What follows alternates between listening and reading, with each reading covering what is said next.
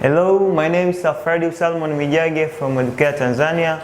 Welcome in this session to proceed with our fifth topic, which is the rise of socialism, the fifth advanced level history 2.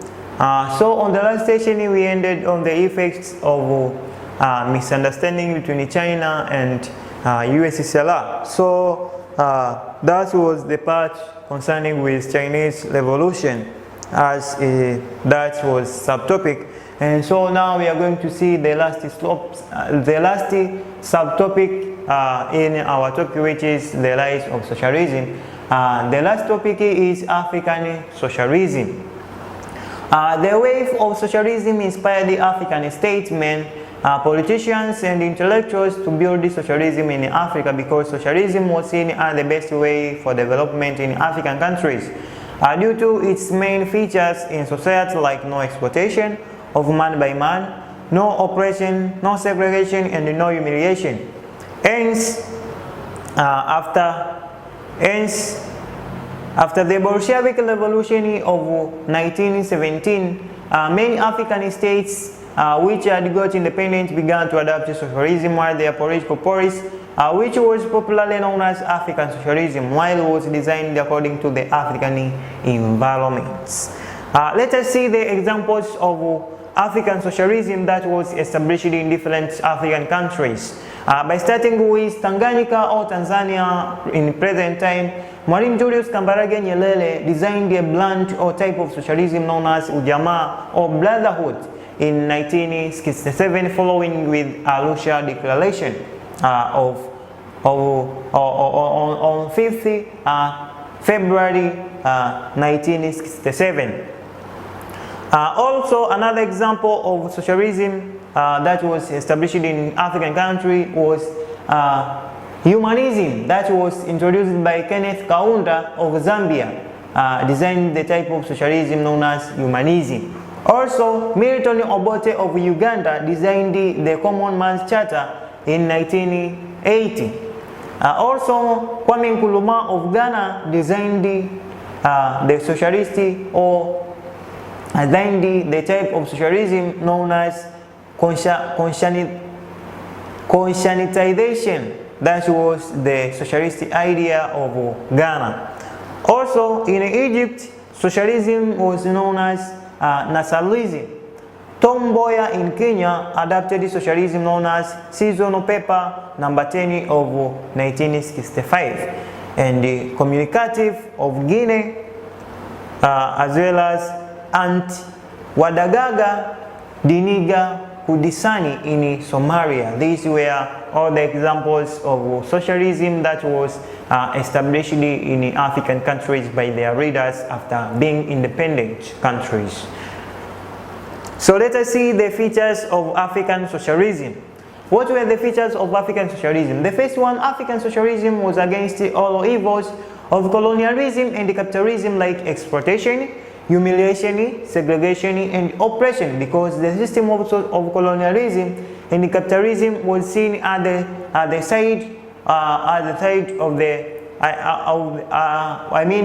socialism and the colonialism. Colonialism and capitalism was seen as the source of underdevelopment of African nations due to the exploitation of human and the natural resources of African countries. Also, African socialism rejected or opposed the private ownership of the major means of production and its profit created by private individuals. It means African socialism opposed or rejected the private ownership of major means of production and the profit that created by private individuals.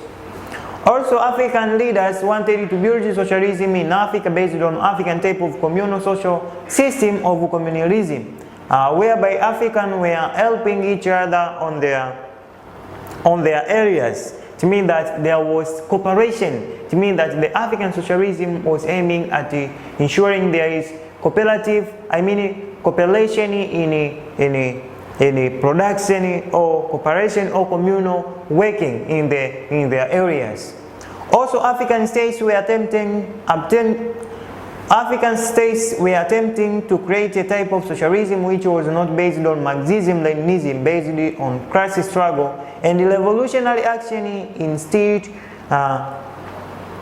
they focused on reviving of indigenous cooperative work and the common ownership of land and the cattle.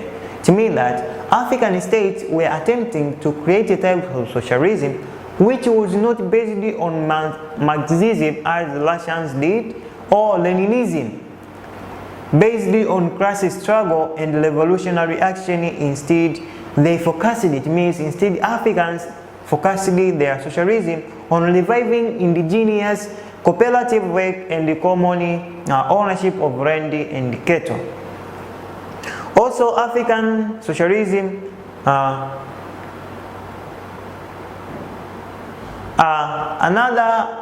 another feature of it means these were all the features of African socialism that was established in African countries. But as they were introduced, many African socialism failed. It means that the main African socialism that was introduced failed. For example, in Tanzania, the Ujamaa of Nyerere had little success, and Nkrumah was overthrown with his socialist ideology. Tom Mboya in Kenya was assassinated with ideology of socialism, and Milton Obote of Uganda was overthrown by Idi Amin Dada, that was the capitalist follower. Let us see the reason that made the African socialism to fail. The reason that made African socialism to fail.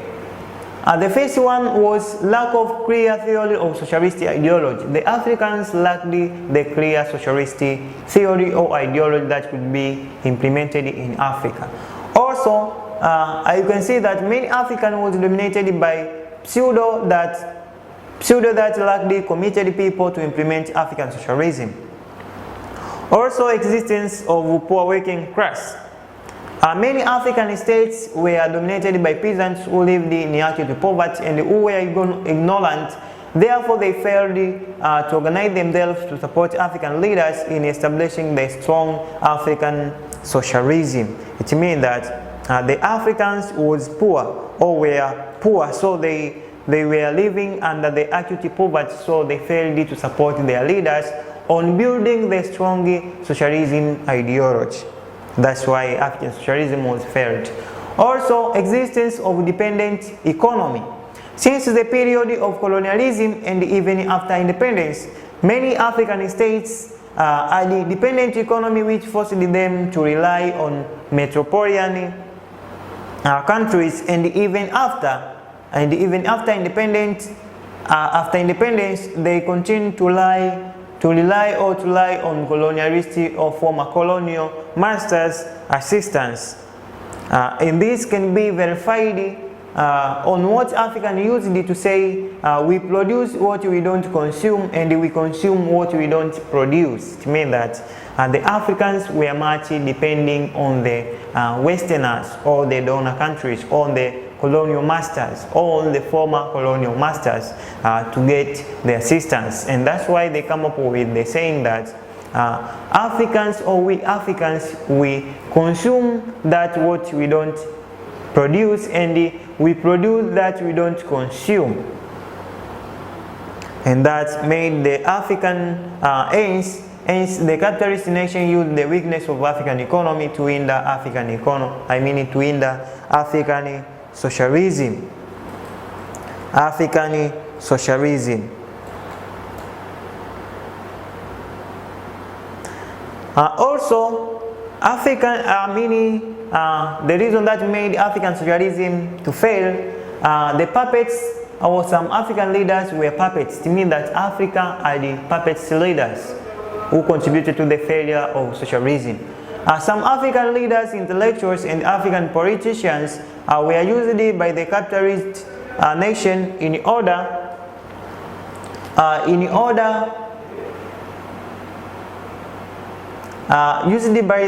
it means some African leaders, intellectuals, and the African politicians were used by the capitalist nation in order to suppress all ideas of constructing African socialism. For example, African leaders who were very rich and had investments feared socialism due to lose their properties and wealth. Therefore, they had to cooperate with capitalism to suppress African socialism. Also, imperialistic mechanism or maneuvers.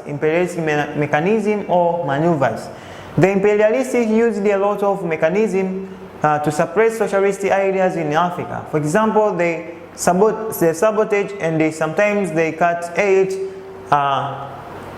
They cut aid to that countries that adopted socialism, and that contributed to the failure of socialism in Africa, as African countries started to stop to adopt socialism and adopt capitalism in order to get aids and grants from the capitalist nations. Another was internal problems of African states, meaning the African countries had their internal problems. African states before, during, and after colonialism experienced the internal problems like civil wars, tribalism, diseases, poverty, illiteracy, famine, and hunger, as well as death, floods, etc. After they adopted socialism, this instilled problems in the African socialism because Africans did not have simple time to concentrate on construction of socialism. Needs unit, mobilization, and strong leaders, and the failure of African socialism. Let us see the Tanzania socialist experiment of 1967 up to 1985. Ujamaa socialism in Tanzania. Ujamaa socialism in Tanzania as the idea of socialism that was built by Mwalimu Julius Kambarage Nyerere. Socialism and self-reliance was a philosophy advocated by Julius Kambarage Nyerere that intended to create self-reliance, self-sufficient economy with mass participation in sharing of economy resources.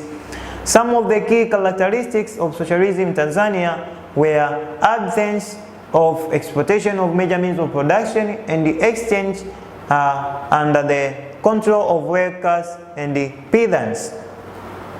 Also, another characteristics was existence of democracy. Also, socialism is perceived as a belief. Therefore, people had to be trained and educated on how to accept and implement socialism. Let us see the policy of self-reliance. The policy of self-reliance that was introduced by Julius Kambarage Nyerere. The first policy was insisting on, the first one was to fight the war against poverty and the oppression. It means that to fight against poverty and the oppression, we should not depend on money for development, to discourage foreign aids and the loans. That was the policy of self-reliance. They discourage foreign investment and encourage local investment. Also, to depend on our financial resources for development and not depending on foreign resource for development. Also, to put much emphasis on the industrial sector that will revamp the economy of Africa. Also, to improve peasants' condition by providing subsidies or farm implements. Also, to improve peasant condition by to abide by belief that development is brought by people and not money. That was the policy of self-reliance. Let us see the Arusha Declaration that was done in 1967.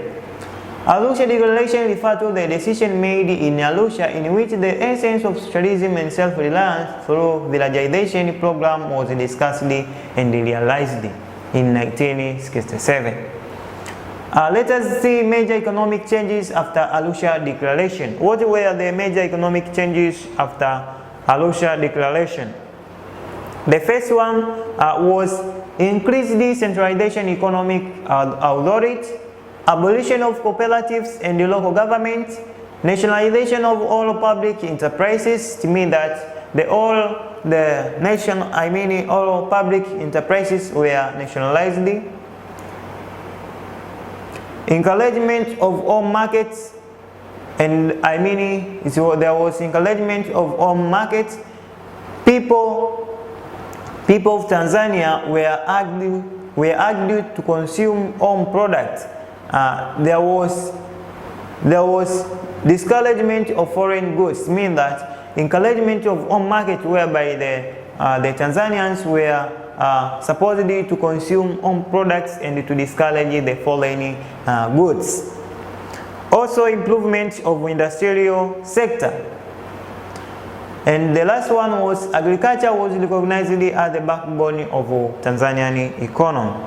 Let us see the effects of ujamaa in Tanzania. The first one was the creation of one-party system under the leadership of CCM, the villagization of production in which capacity transformed of economic and cultural attitudes, the implementation of free and compulsory education for all Tanzanians in order to sensitize them to principles of ujamaa, establishment of collective farms, Nyerere forcing people to relocate into collective farms, a substantial amount of country wealth in the form of building structured and improved society. That marked the end of our topic, which is the rise of socialism. So I thank you for being with me together from the beginning until the end. So I emphasize you study hard, make hard, and follow the instructions which you get from your teacher, and I believe you will make the better in your last or the national examination. So there is the question here, only two questions which you have to perform. The first one is why African states failed to build the strong socialism like that of Russia? These are nectar questions, so be careful. And the second one, why was 1949 Chinese Revolution regarded as the peasant revolution? So these are the two questions which you have to perform, dear students of Form 6, for understanding our topic, which is the rise of socialism. So thank you for watching and thank you for listening to me attentively. I wish you all the best. Bye bye.